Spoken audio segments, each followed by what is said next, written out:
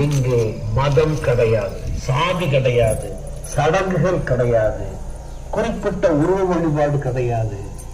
அப்படிப்பட்ட மதம் கடந்த ஒரு தெய்வீகத்தை, மதம் கடந்த மனித நேயத்தை போதிக்கின்ற ஒரு உன்னதமான அமைப்பு தான் இது.